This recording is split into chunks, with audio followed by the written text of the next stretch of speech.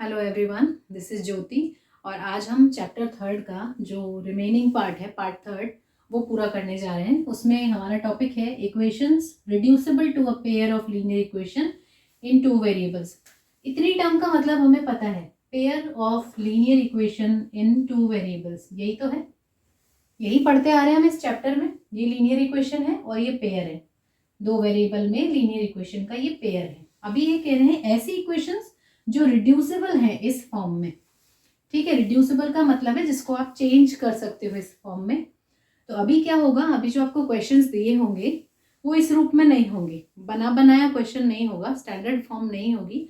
आपको उसे कन्वर्ट करना पड़ेगा, उसे बदलना पड़ेगा उस फॉर्म में। उसके बाद आप वो मेथड लगा सकते हो सॉल्व करने के लिए, जो मैंने आपको अपनी पिछली वीडियोज में बताए हैं, जिसमें एलिमिनेशन मेथड, सब्सटीट्यूशन मेथड या क्रॉस मल्टीप्लिकेशन, वज्रगुणन मेथड जिसको बोलते हैं, वो सारे हम लगा सकते हैं। ठीक है, तो यहाँ हम क्या करेंगे, जैसे ये एक एग्जाम्पल है इसमें आप देख सकते हो कि इसमें x और y होता है स्टैंडर्ड फॉर्म में, ऊपर होता है, मल्टीप्लाई में होता है ना। यहाँ पे क्या किया इन्होंने, अपॉन में दे दिया। फॉर्म तो सेम है, 1/x 1/y, इधर भी 1/x 1/y, लेकिन x और y ऊपर होने की बजाय नीचे है। ठीक है, तो ये इक्वेशन जो है ये वाली इक्वेशन है जो रिड्यूसिबल है, जो चेंज हो सकती है इस फॉर्म में, pair of linear equation in two variable. मतलब ये इक्वेशन का पेयर इस पेयर में, इस फॉर्म में चेंज हो सकता है। कैसे चेंज करेंगे, जो भी चीज आपको अलग लग रही है इस इक्वेशन में, उसी को हमें मानना होता है कुछ और। जैसे हमें क्या अलग लग रहा है, यहाँ 1/x नहीं आना चाहिए था, यहाँ पे x आना चाहिए था, है ना। तो प्रॉब्लम क्या चीज कर रही है हमें, x 1/x प्रॉब्लम कर रहा है ना। तो 1/x को लेट कर लेते हैं, मान लेते हैं, कुछ भी दूसरा सिंबल मान लो, u मान लिया। ऐसे ही हमें 1/y भी प्रॉब्लम कर रहा है, y होना चाहिए था, 1/y नहीं होना चाहिए था, तो 1/y ले लो और इसको v मान लो। ठीक है, अभी ये दोनों वैल्यूज को फर्स्ट और सेकेंड में पुट कर दो, मतलब 1/x की जगह पे u, 1/y की जगह पे v।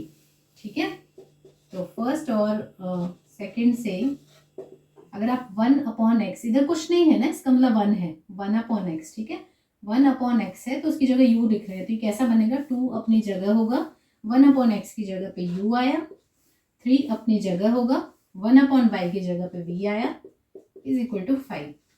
2 अपनी जगह है, 1/x की जगह पे u, 2 अपनी जगह है, 1/y की जगह पे v, इज इक्वल टू 4।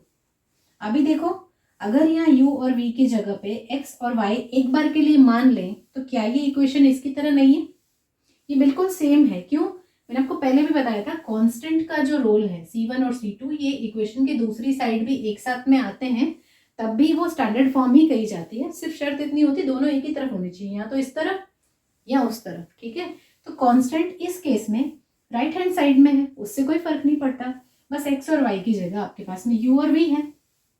तो जो भी मेथड्स आप लगा रहे थे इस पेयर को सॉल्व करने के लिए, जो सब्सटीट्यूशन यानी प्रतिस्थापन विधि, विलोपन विधि, एलिमिनेशन मेथड, या फिर क्रॉस मल्टीप्लिकेशन, वज्रगुणन मेथड, तो वो मेथड आप इधर लगा रहे थे, इधर भी लगा सकते हो। शर्त सिर्फ इतनी है, u और v के लिए सॉल्व हो जाएगी वो चीज़, जहाँ पे x और y की वैल्यूज निकल रही थी वहाँ पे u और v निकल जाएंगे। तो यहाँ कौन सा मेथड लगाना सबसे इजी रहेगा, देखो आपने जो पढ़े हैं मेथड्स, उसमें से 2 मेथड्स इजी रहते हैं। एक होता है एलिमिनेशन मेथड यानी विलोपन विधि, दूसरा है क्रॉस मल्टीप्लिकेशन मेथड यानी वज्रगुणन विधि।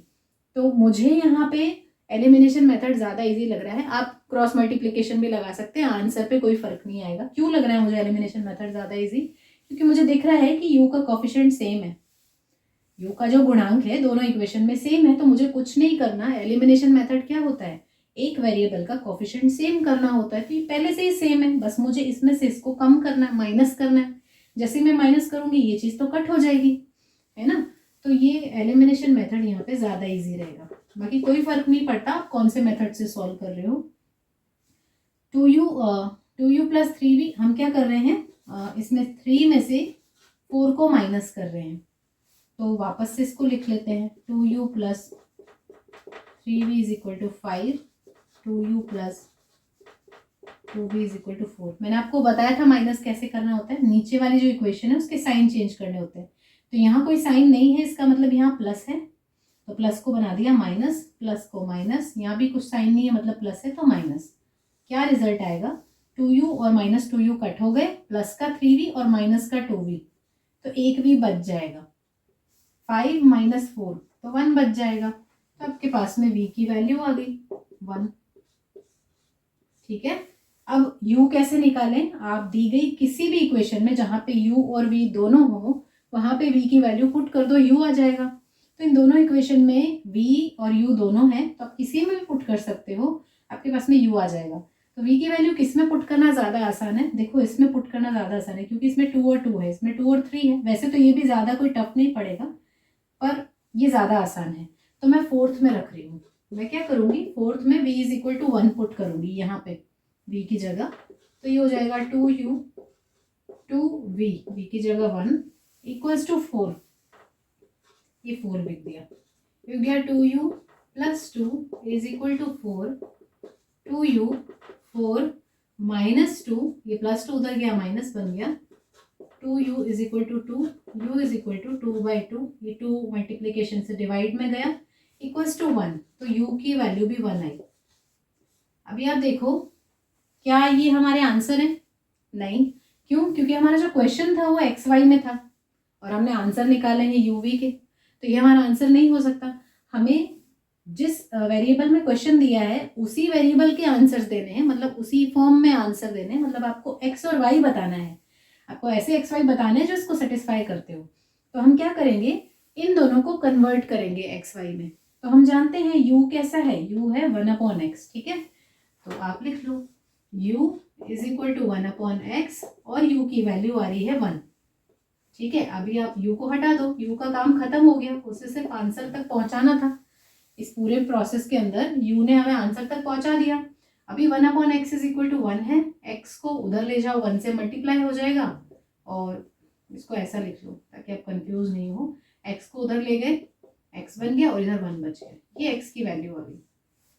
ठीक है, अभी आपको y निकालना है तो आप दो तरीके से y निकाल सकते हो। आप x इज इक्वल टू 1 यहाँ पुट कर लो, आपके पास में y आ जाएगा, या फिर आप v की हेल्प से y निकाल लो। v जो है वो 1/y है, आपके पास में इधर से भी आ जाएगा। तो v की वैल्यू क्या है 1/y और v की वैल्यू i कितनी है 1 आई है। तो अब v का काम खत्म हो गया, 1/y इज इक्वल टू 1 है, y उधर जाएगा, 1 से मल्टीप्लाई होके y बन जाएगा।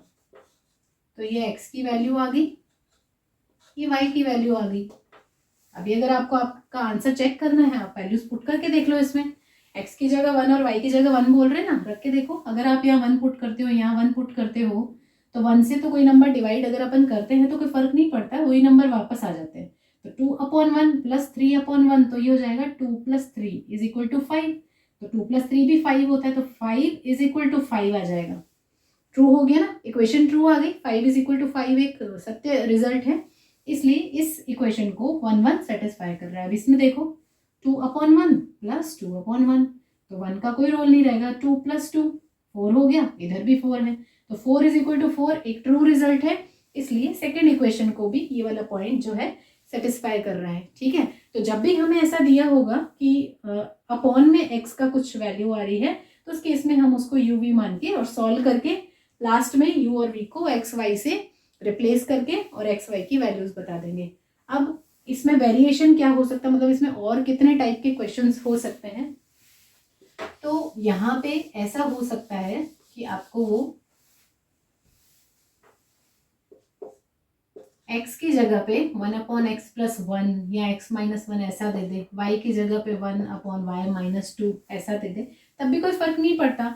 आप मानो और मानने के बाद में u की वैल्यू निकाल लो और फिर यहाँ पे रिप्लेस कर दो। कुछ नहीं करना है, सीधे सीधे ये सॉल्व होता जाएगा जैसे आपने पिछले क्वेश्चन सॉल्व किए हैं।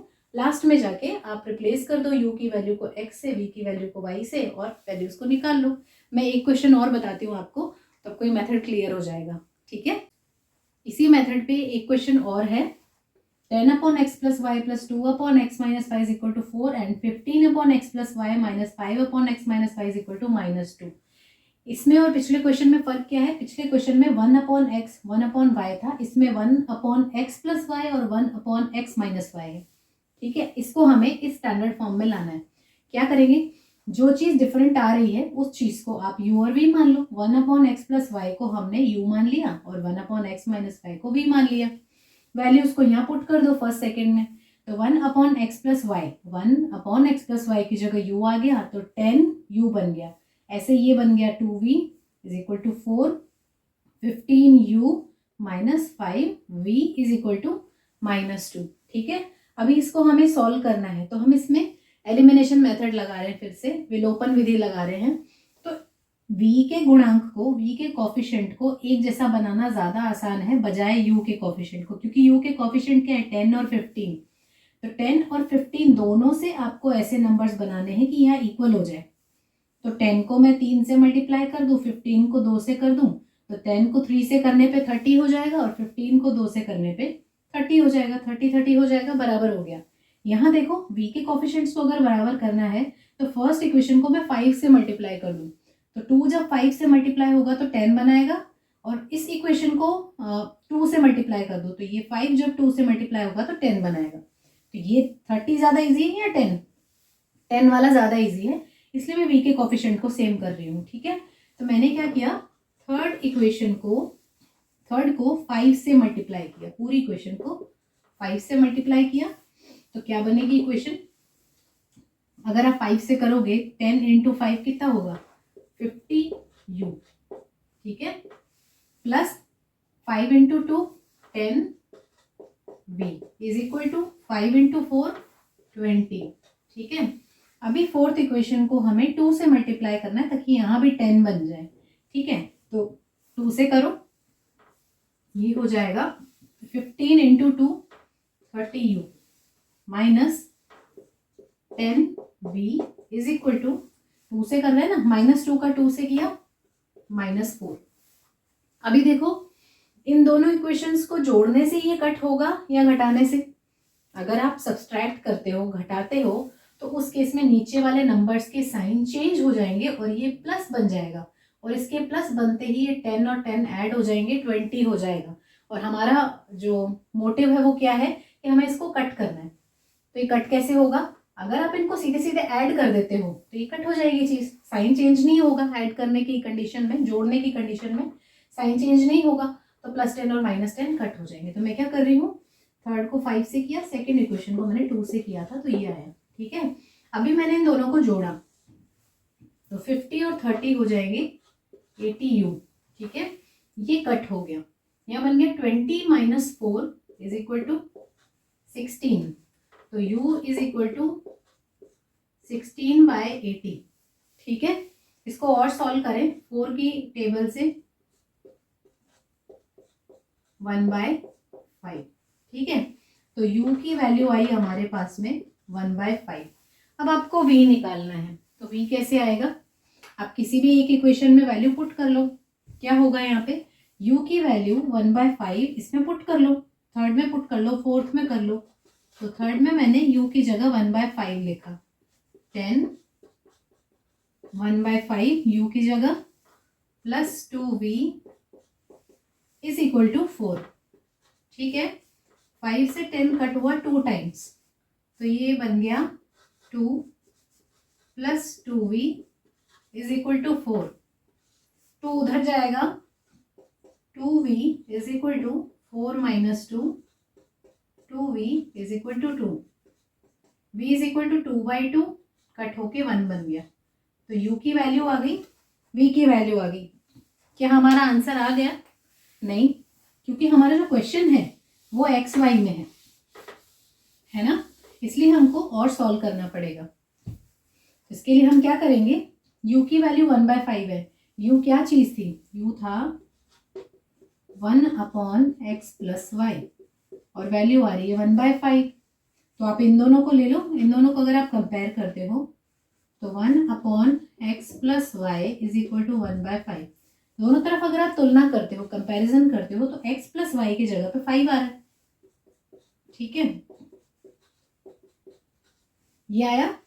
ऐसे ही v के लिए करो, v क्या था 1/x - y था, v की वैल्यू क्या आई है 1। तो आप इसको 1/1 लिख लो ताकि हम कंपेयर कर सकें, कोई फर्क नहीं पड़ता आप 1 लिखो या 1/1 लिखो। तो ये हो गया = 1/1, तो x - y की जगह 1 है इस बार। ठीक है, तो ये 5 आ गया, ये 1 आ गया। अभी हमें इसे फिर से सॉल्व करना पड़ेगा क्योंकि अभी भी एक्स वाई सीधा नहीं आया। जो हमारा पिछला क्वेश्चन था उसमें एक्स प्लस वाई की जगह एक्स था, तो हमारा क्वेश्चन यहाँ एंड हो गया था। यहाँ एक्स की वैल्यू आ गई थी, यहाँ वाई की वैल्यू आ गई थी।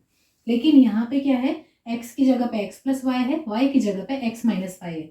तो हमारा आंसर तब तक नहीं आता जब तक हम एक्स की कोई वैल्यू नहीं निकाल लें, वाई की कोई वैल्यू नहीं निकाल लें। तो हमारे पास में 2 इक्वेशन बन गई। इस इक्वेशन को मैं 4th और इसको 5th इक्वेशन कह देती हूँ। ठीक है, अभी हमें इन इक्वेशंस को फिर से सॉल्व करना पड़ेगा।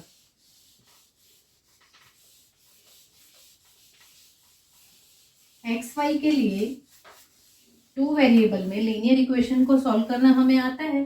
एक इक्वेशन है x plus y is equal to 5 और एक इक्वेशन है x minus y is equal to 1। वैसे तो आप देख के ही बता सकते हो, ऐसे नंबर्स जिनका जोड़ 5 हो और बड़े नंबर में से छोटा नंबर घटाएं तो 1 आ जाए। कौन से हैं? 3 और 2। 3 प्लस 2 5 होता है, 3 माइनस 2 1 होता है। तो x की वैल्यू 3 होगी, y की वैल्यू 2 होगी। लेकिन हमें सॉल्व करके दिखाना है। आप फिर से एलिमिनेशन मेथड लगा लो। किसको कट करूं मैं? आप x भी कट कर सकते हो, y भी कर सकते हो। अगर आपको x को कट करना है तो आपको इसको माइनस बनाना पड़ेगा, नीचे वाले को। तो इक्वेशन फर्स्ट में से इस इक्वेशन में से इस इक्वेशन को सब्सट्रैक्ट करना पड़ेगा, घटाना पड़ेगा। ठीक है, अगर आपको y को कट करना है क्योंकि कोफिशिएंट तो सेम ही है तो गुणा तो करना नहीं किसी चीज से। y के केस में देखें तो दोनों इक्वेशंस को अगर हम ऐड कर दें तो ऐड करने पे y कट हो जाएगा। कौन सी चीज ज्यादा आसान है? अगर हम सब्सट्रैक्ट करते हैं तो हमें साइन चेंज करने पड़ते हैं, लेकिन अगर हम ऐड करते हैं, जोड़ते हैं, तो हमें कुछ नहीं करना, सिर्फ जोड़ के यहाँ लिखना है। तो y कट करना ज्यादा ईजी है ना, तो मैं दोनों को जोड़ रही हूँ। जोड़ते ही ये कट हो गया, x और x हो गया 2x, 5 प्लस 1 हो गया 6, x is equal to 6/2 3, x is equal to 3। ठीक है, अब y कितना आएगा? x और y का जोड़ 5 है तो y कितना होना चाहिए? अगर x 3 है तो y कितना होगा? 2। तो x की वैल्यू 3 है और y की वैल्यू 2 है। आप इससे भी निकाल सकते थे, अगर x 3 है तो 3 में से क्या कम करूं कि 1 बच जाए? 2। तो ये हमारा आंसर है एक्स वाई। अगर आप ये वैल्यू यहाँ पुट करते हो तो ये इन दोनों इक्वेशन को सेटिस्फाई करेगी। अपना आंसर चेक करने के लिए हम रख के देख सकते हैं। x प्लस 5 होगा और x माइनस वाई 1 होगा। रख के देखो, अगर आप फर्स्ट में रखते हो तो 10 upon x plus y, 3 plus 2 5, plus 2 upon x minus y, 3 minus 2 1। 5 से 10 2 बार गया क्योंकि 2 plus 2 is equal to 4, 4 is equal to 4। तो ये सेटिस्फाई हो गई ना इक्वेशन।